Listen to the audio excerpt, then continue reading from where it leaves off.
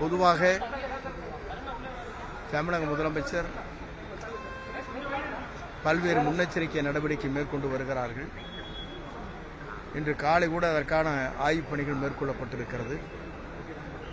தென்மேற்கு பருவமழையை பொறுத்தவரையிலும் நமக்கு பெரிய பாதிப்புகள் இருப்பதற்கு வாய்ப்பில்லை. அதே நேரத்தில் கன்னியாகுமரி, அதை போன்ற கோவை, நீலகிரி மாவட்டத்தில் முன்னெச்சரிக்கை நடவடிக்கையாக அனைத்து பாதுகாப்பும் அளிப்பதற்கு உரிய நடவடிக்கை மாநில அரசு எடுத்திருக்கிறது. ஆகவே தென்மேற்கு பருவமழையை பொறுத்தவரையிலும் எப்படி நாம் பாதுகாப்பு அளிக்கப்பட வேண்டுமோ அனைத்தும் துறையின் சார்பாக காலை முதலமைச்சருடைய ஆய்வுப் பணிகளில் எடுத்துரைக்கப்பட்டிருக்கிறது. ஒவ்வொரு மாவட்ட ஆட்சித்தலைவருக்கும் அறிவுரை வழங்கப்பட்டிருக்கிறது. ஆகவே தென்மேற்கு பருவமழையை பொறுத்தவரையிலும் எந்த விதமான அச்சும் நமக்கு தேவையில்லை.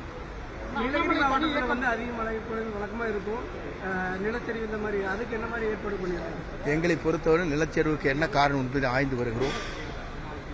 வயநாடை போல நம்முடைய தமிழகத்தில் இனி எதிர்காலத்தில் நடக்காத அளவிற்கு நடவடிக்கை மேற்கொள்ளப்படும். அண்ணாமலை தனியா ஒரு இயக்கம் ஆரம்பிச்சிருக்காரு. அதான் வேண்டாம் கேட்டுருக்கு. நான் முதலே சொல்லிட்டு இந்த மாதிரி கொஸ்டினே கேட்கக்கூடாது.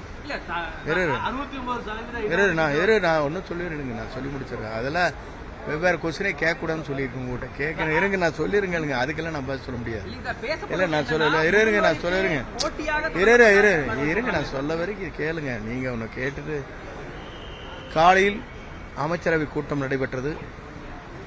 தமிழக வரலாற்றில் 5 ஆண்டு திட்டங்களாக ஒவ்வொரு துறைகளும் எப்படி நாம் விரைந்து செயல்பட வேண்டும் என்பது முதல் முறையாக தமிழ்நாட்டில் ஒவ்வொரு திட்டப்பணிகளும் நாம் எப்படி ஆற்ற வேண்டும் என்பதை நம்முடைய முதல்வர்கள் அங்கே இருக்கிற ஒவ்வொரு துறையை ஆய்வு செய்து அதற்கான நடவடிக்கை மேற்கொள்வதற்காக முதல் முறையாக தமிழ்நாட்டில் இது ஒரு வரலாறு படைக்கப்பட்டிருக்கிறது.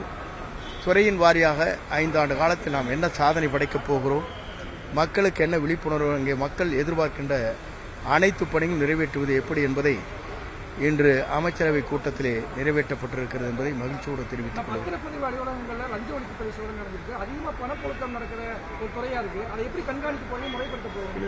உங்களை போன்றவர்கள் அதற்கான கண்காணிப்பை தெரிந்து இப்போது கேள்வி கேட்பதை போல எங்கெங்கே நடைபெறுகிறது, யார் செய்கிறார் என்பதை எங்கள் கவனத்தில் கொண்டு வந்தால் உங்கள் மூலமாக அதற்கான நடவடிக்கை துறை எடுக்கும்.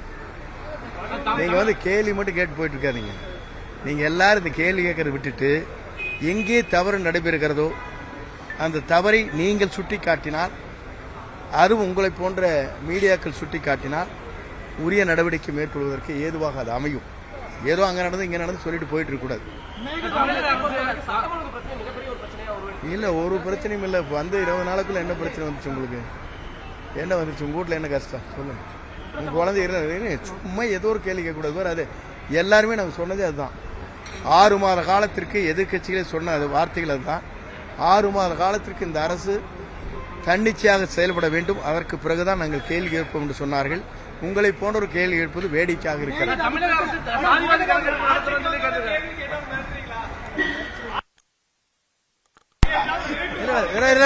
இந்த மாதிரி கேட்கக்கூடாது. இருங்க நீ இல்ல இருங்க நான் வேற இந்த வாங்க கிட்ட வாங்க உங்களுக்கு பதில் சொல்றேன். வேற இப்படி கொச்சம் போட்டு கிட்ட வாங்க.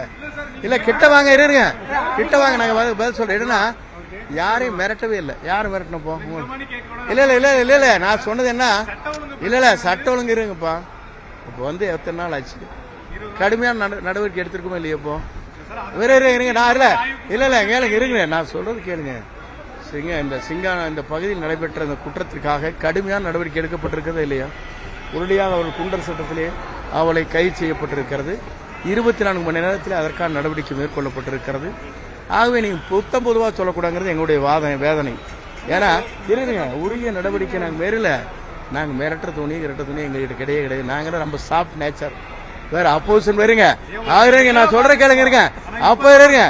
இல்ல அப்படி தோணியெல்லாம் மாறவே இல்லை. அப்போசிஷன் பார்ட்டியை கூட எங்களை அப்ரிசியேட் பண்ணுவாங்க. என்னையெல்லாம் நான் அந்த மாதிரி பாணிக்கு உள்ளவன் அல்ல. முதல்ல நீ கேட்டது எப்படின்னா, ஒரு குறிப்பிட்ட டைம் கொடுங்க. நீங்க சட்ட ஒழுங்கு பாதுகாக்கணும், அதுக்கு தகுந்த பாதுகாப்பு அரணை உருவாக்க வேண்டும்.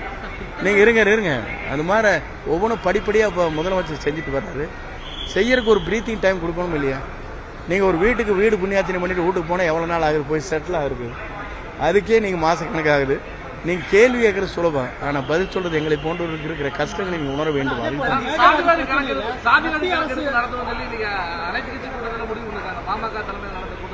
இல்லை, எங்களை பொறுத்தவரையும் ஜாதிவாரி கணக்கெடுக்க எடுக்க வேண்டும் என்பதுதான் என்னுடைய தேர்தல் இதில் அறிக்கையிலே விடப்பட்டிருக்கிற ஒரு முக்கியமான அம்சம். ஆகவே ஜாதிவாரி கணக்கு எடுத்தால் மட்டும்தான் நம்ம அந்த இலக்கை எட்ட முடியும். அதுதான் எங்களுடைய அண்ணாமலை புதிய இயக்கம் தொடங்கியிருக்காரு, அதை பற்றி இல்லை, ஒவ்வொரு இயக்கத்தை துவங்குறதுக்கு அவர்களுக்கு உள்ள ஜனநாயக உரிமை, அவர் அந்த உரிமையை நிலைநாட்டி இருக்கிறார். அவருக்கு இருக்கிற வேதனை என்ன என்பதை அங்கே இருந்து பாரதிய ஜனதா கட்சியிலிருந்து விடுபட்டு வந்திருக்கிறார். அவர் என்ன செய்ய போறார் என்பதை பொறுத்து தான் பார்க்க வேண்டும். இல்ல லா அண்ட் ஆர்டர் இல்லைங்க, இல்ல இருக்கு கொஸ்டின்ஸ் இருக்குங்க. லா அண்ட் ஆர்டர் ப்ராப்ளம்ஸ்ங்கிறது வந்து மேஜர் இஷ்யூ, உங்களுக்கு தெரியாது கிடையாது. இன்னைக்கு வளர்ந்து வருகிற நகரம், ஒவ்வொரு பகுதி நீங்கள் பார்த்தீங்கன்னா லா அண்ட் ஆர்டரை பொறுத்தளவுக்கு உங்களுக்கு தெரியாத ஒன்றும் இல்லை.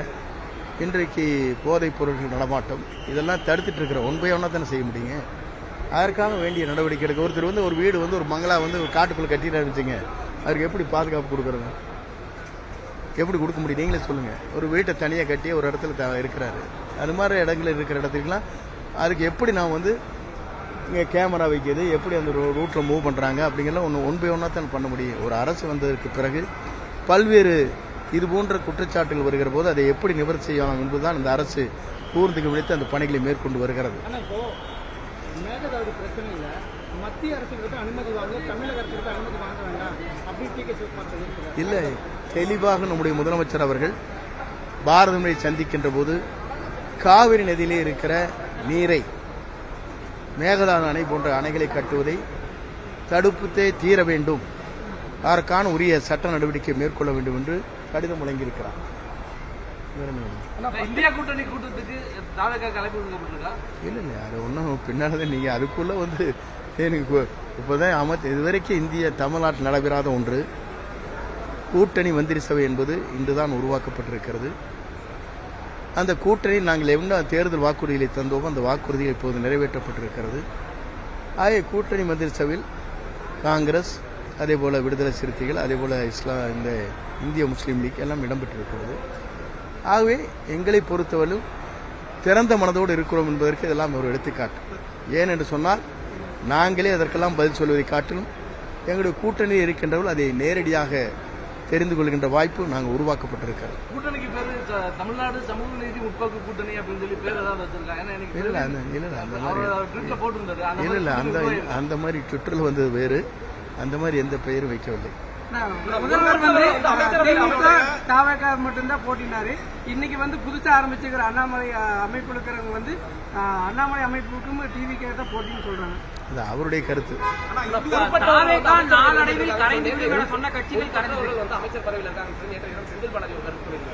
செந்தில் பாலாஜி கருத்திற்கு நீங்கள் பதில் சொல்ல முடியாது. பொறுப்பற்றவர்கள் பொறுப்பற்ற எல்லாவர்கள் உள்ளவர்கள் என்று சொல்வதற்கு அவருக்கு அது தகுதி இல்லை. ஆகவே ஏன் தொடர்ந்து அவர் அங்கே அமைச்சராக இருக்க முடியவில்லை? என்ன காரணம்? அதற்கு நீங்கள் அவரிடத்திலே தான் பதில் கேட்க வேண்டும். ஏன் அவரால் தொடர்ந்து அமைச்சரவையில் இடம்பெற முடியவில்லை? என்ன காரணம்? உச்சநீதிமன்றத்துடைய தீர்ப்பு எப்படி வழங்கப்பட்டிருக்கிறது என்பதை அவர்தான் அதற்கு பதில் சொல்ல வேண்டும். நேரு அவர் மேல வழக்கு பதிவு பண்ணியிருக்காங்க. இது அரசியல் பழி வாங்குற மாதிரி இருக்குமா? இல்லை, எல்லா துறைகளிலும் இருக்கிற நடவடிக்கைகளை இதற்கு முன்னால் இருந்த அரசு நடவடிக்கை எடுத்திருக்கு, அதற்கு முன்னால் இருந்த அரசு அவர்களுக்குரிய நடவடிக்கை மேற்கொண்டிருக்கிறது. இது தொடர்ந்து நடைபெறுகிற ஒன்று. கூட்டணி கூட்டத்தை வந்து காங்கிரஸ், உங்க கூட்டணியில் இருக்கக்கூடிய காங்கிரஸ் தான் நடத்துறாங்க. திமுக அதை புறக்கணிச்சிருக்கக்கூடிய நிலையில இது எப்படி பாக்குறதுன்னா? இல்லை, பொதுவாக ஒவ்வொருவரும் ஒரு கட்சியினுடைய கொள்கைகள் லட்சியங்களும் தனித்தனியாக இருக்கிறது. திராவிட முன்னேற்றக் கழகம் எடுக்கின்ற முடிவுகளுக்கு நான் இப்போது பதில் சொல்ல இயலாது. ஏன்னு சொன்னால் அவருடைய முடிவுகள் அது. அதற்கான பதில்களை அவர் அளித்ததற்கு பிறகு என்ன காரணம் என்று தெரிந்ததற்கு பிறகுதான் அதற்கு பதில் சொல்ல முடியும். லஞ்ச பிரச்சனைகளை பத்திரிகையாளர்கள் கண்காணிச்சு சொல்லணும்னு சொன்னீங்க. பத்திரிகையாளர்களுக்கு பாதுகாப்பு இல்லாம இருக்கு. உங்களுக்கு என்ன பாதுகாப்புன்னு தர சொல்றேன்.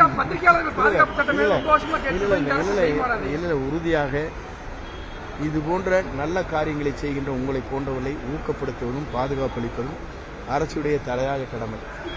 சட்டமா கொண்டு வருவீங்க? இல்லை சார், இல்லை தலையாய கடமைன்னு சொல்லிட்டு அதுக்கப்புறம் நீங்கள் அதுக்கப்புறம் தானே அடுத்த ஸ்டெப் எடுக்கணும்.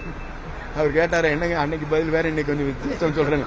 அந்த மாதிரி நான் என்றைக்குமே நேச்சுரல் இல்லைங்க. அது மட்டும் எங்களுக்கு ரிக்வஸ்ட்டாக சொல்லிடுறேன். ஏன்னா அப்படி தவறாக எழுதுறீங்க, அப்படி தவறாக நீங்கள் எடுத்துக்கொள்ளக்கூடாது என்பதை பணிபுரிவோடு நான் தெரிவித்துக் கொள்கிறேன். ஏன்னா இல்லை என்னை பொறுத்தளவுக்கு எப்பவுமே சாஃப்ட் நேச்சர் உங்களோட இருக்கிறதுல எல்லாம் பிரதேஷ் மாதிரி தான் நான் பழகிறேன். வேறு டிஃப்ரென்ஸ் ஆஃப் ஒப்பீனியன் எங்கிட்ட கிடையாது. நன்றி.